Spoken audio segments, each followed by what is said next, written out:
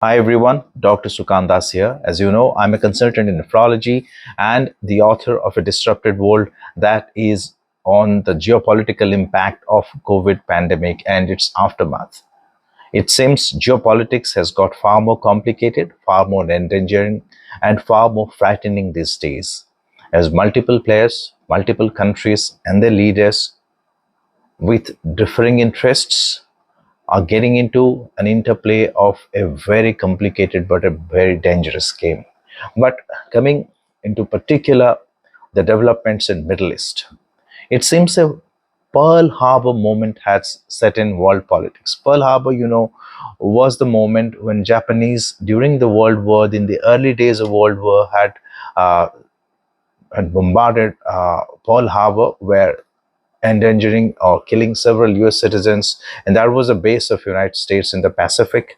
And after Pearl Harbor, United States was dragged into Second World War, and that changed the course of history. After that, United States remained and continues to remain as the leader of global politics.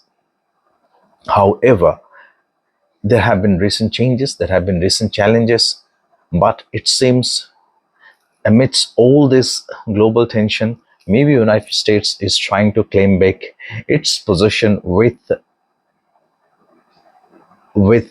unchallenged authority as the global leader, be its economy, be its science, be it military power. Of course, it has the biggest military power in the world and it's the leading economy in the world. But what makes these last few days most interesting and most dramatic?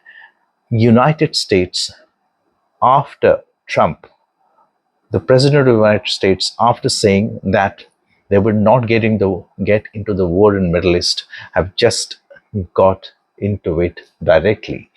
A dramatic turning point in global politics. It can be said, it can be easily said, has set, because United States has launched direct strikes on Iranian nuclear facilities, dragging itself into the heart of this conflict. I wonder if we can get why I wonder. I mean, United States has always been there in the Middle East, but being directly dragging into itself into it, especially just days back, Donald Trump had stated that it would take at least 2 weeks for them to decide whether they would get into it, whether they will not get into it. Maybe they were just diversionary tactics.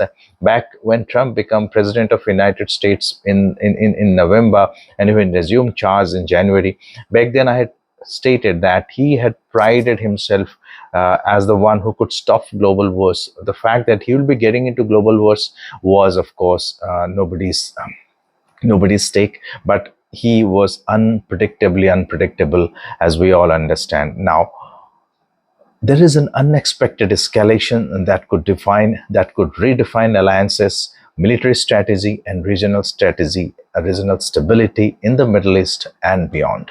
Now, just a day ago, or maybe it hasn't yet been 24 hours when Donald Trump confirmed that United States forces had conducted very successful, to be precise, these are the words he had used, strikes on Iranian nuclear sites at Fordo, Natanz, and Isfahan.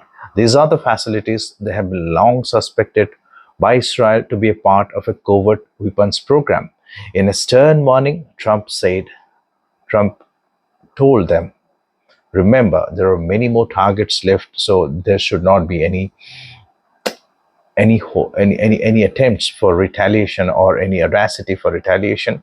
Uh, how were these strikes exactly carried out, and what was the United States strategy?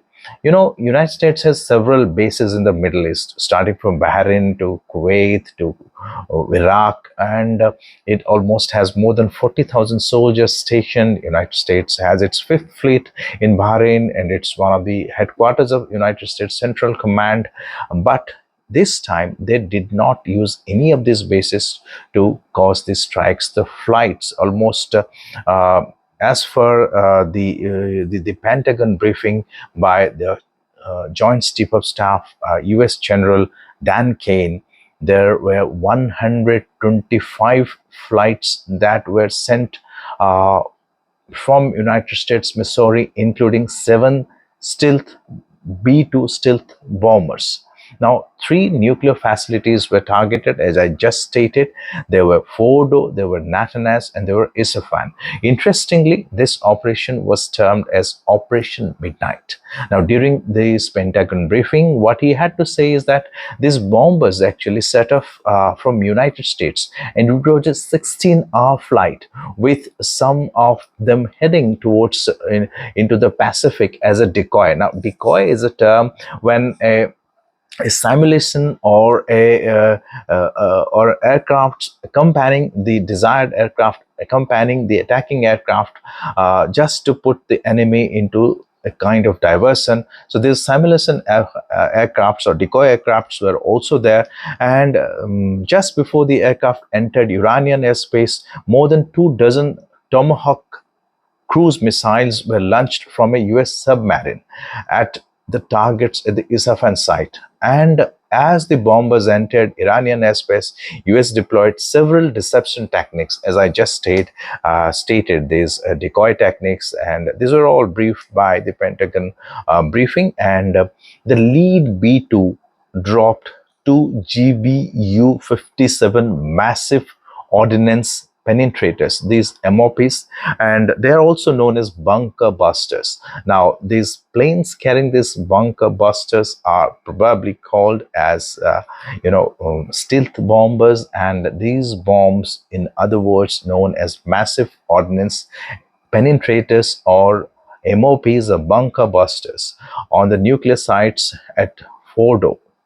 Now, there were almost 14 bunker busters that were used, and all the 3 Iranian nuclear facilities were targeted, and it was done in the midnight. And if we look at the Eastern Standard Time, it was done between 1840 to 1805 Eastern Time.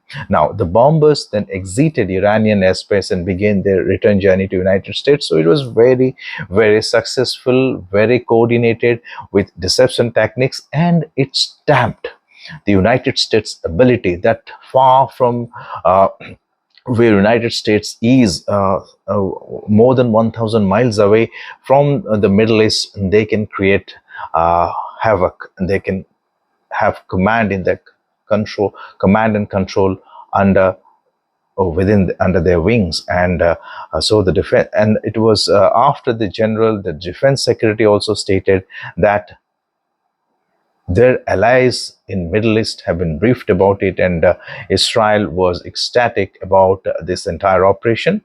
However, Iran,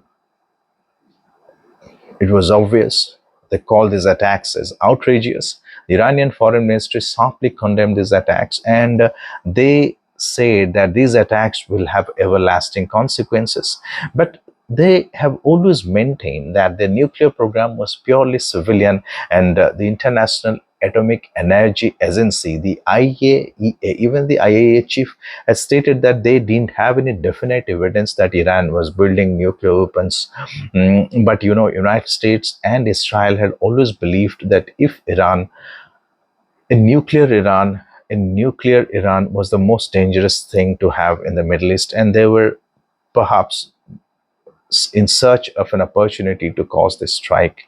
So, without saying who is right and who is wrong, this puts the entire Middle East, in other words, the entire world, into a spot. And there were already war between Ukraine and Russia that was going on, and there were these strikes in Gaza by the Israeli forces in retaliation of the Hamas attacks on October 7th last year. So a lot of things had already been taking place, and everyone was waiting that United States, if they get into the war, what exactly is going to happen. Now, Iran has responded with missile strikes in Israel, and Israeli cities are being impounded by Iranian missiles, Iranian bombs, Iranian uh, uh, drones and whatnot. It is interesting to note that Israeli cities were so far immune. The people of Israel lived a reasonably secure life. They were not used to these kind of bombardments, buildings falling, that whatever was happening, maybe whatever was happening in Gaza, there were only a few 100 kilometers or less than that from Gaza, but they were living under completely starkly different conditions. But after this attack of Israel that started against Iran and Iran's retaliatory strike, Israeli cities have gone into completely different mode. Buildings have fallen, casualties are taking place on the ground, and people are mostly trying to spend their hours and days in bomb shelters. Life has been entirely disrupted in Israel. Of course, life has also been disrupted in Iran, and unfortunately, no one is looking at the human cost of this war. Now, Saudi Arabia has also urged urgent and restraint amid this escalation. You know, Saudi Arabia or the Kingdom of Saudi Arabia has been a long known ally of United States in the Middle East, but uh, even though they are opposed to Iran's nuclear program, Iran's regional influence. Riyadh's call for restraint signals an anxiety over a wider war engulfing the entire Gulf region and threatening of oil infrastructure, threatening of an evolving economy in the Middle East. So a war is not good for any country, especially the neighboring nations. Now, United Kingdom, the long-known ally of the United States, has endorsed these United States actions, warning Iran against further retaliation and warning against further destabilization. Keir Starmer, you know, the Prime Minister of the United States, has offered a cautious support, but at the same time, they have also stated that diplomacy should be done. Diplomacy is most important, and the situation in the Middle East remains volatile. With all these things, emerging situation in the Middle East remains volatile, and that even Iran is reaching out to European countries. What is interesting is that Netanyahu's plan was all along to drag United States into the war. Ever since the 1990s, many of the experts would say that Israeli Prime Minister Benjamin Netanyahu had long aimed to provoke a direct United States involvement because that makes its task easier, and the whole episode, even though experts would say was unnecessary. United States jumping into these murky waters were entirely unnecessary. Of course, it had this covert support and this diplomatic support for Israel. Sometimes it was necessary, and sometimes it was more than their own share of requirement. United States continued to pour in help. There is a strong Jewish lobby in the United States as well. Now, the US was about to resume diplomacy with Iran. Many of them would say that there were many steps, many levels of talks that were going on. And at that point of time, why Netanyahu decided to go ahead with the strikes on June 14th and his plan all along to drag United States into this, he has succeeded in his plan, but unfortunately, this causes a dangerous rise in the tensions in the Middle East, undermining all diplomatic solutions and pushing the region towards a more entrenched military conflict. Now, how might Iran respond? Experts warn there could be a broader conflict, there could be a military geopolitical disarray, US attacks. There are 40,000 American troops in the Middle East. There are multiple American bases, naval assets in the Persian Gulf. So, will Iran take into confidence other Middle East allies like Iraq, Syria, and Lebanon, and its proxies, its like Houthis, the Hezbollah? All these could be activated either overtly or covertly, and maybe they will target the United States assets, or maybe they will target the other allied nations in the United States. And unfortunately, this is how an escalation cycle starts. At one point of time, the world was thinking of that these things will gradually wind down, and people could breathe a sigh of relief, but unfortunately, the cycle is worsening and getting more and more vicious. Now, Iran may now accelerate its nuclear program in secret. They might even exit the nuclear non-proliferation treaty. Remember, Iran is a signatory in the NPT, and probably Israel is not. And Iran has been accusing that Israel has got nuclear weapons, whereas Iran, they themselves are preserving their nuclear program for civilian uses.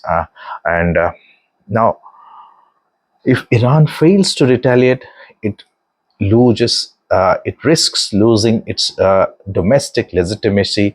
The Iranian supreme leader has all along been held with high esteem in the Middle East, and Iran has played a strong role in the Middle East, even though many of the Iranian neighbors may not want Iran to play that kind of a strong position in the Middle East. And so this all this puts the Middle East politics into the next level of danger, and I'm skeptical that this is not going to remain a one-off strike. The US is at the risk of being dragged.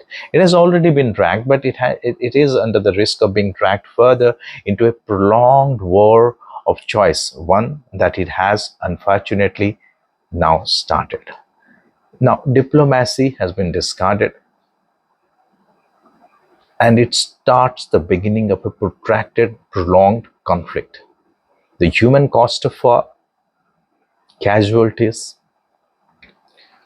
generations being pushed back, genocides. What will happen to the world economy? Middle East is the supplier of oil for the world economy. If Iran starts retaliating in the oil supplies, and it can attack the important tracts, important straits, the Persian Gulf and the Strait of Hormuz. All these are important areas through which 30% of oil requirement of the entire world passes. Now, before this strikes, Trump had clearly stated that he needs a 2-week window for diplomacy. But this sudden assert, maybe it was an uncalled for assert, it suggests US has just jumped the gun and pulling the trigger and risking an escalation, counter strikes, and end of diplomatic engagement. All this could trigger a new wave of further strikes or retaliatory strikes. Now, I haven't even spoken about what's the role of China, what's the role of Russia going to be in this conflict. Putin has long been an ally of Iran, and China has got great economic interests in the Middle East. So they are not going to be silent spectators in this entire spectacle of theater of absurd that has been going on. And as this military posturing of West Asian nations and the military posturing of the United States, the West Asia stands on the brink of a much larger and much more dangerous conflict, thus by dragging the entire world into a much larger a military conflict that could have economic, political, and humanitarian consequences. So one needs to see how things are going to turn out in next few days to few hours or few months. The sooner people come to a conclusion to reach an end of hostility and find out a peaceful solution would be the best. Maybe India, that has always been since the days of Nehru, India has believed maintaining equal distance from these forces of hostility. Maybe the present government under Modi, Modi has always had great relations with many of these international leaders, and it gives India immense opportunity to stand as a mediator of peace. Maybe this is a golden moment to create a moment of peace and mediate between warring nations and bring down a cessation of hostilities and war between different countries in the world. Maybe in my next episode, I will speak more on this. Till then, thank you for listening and take care. Goodbye.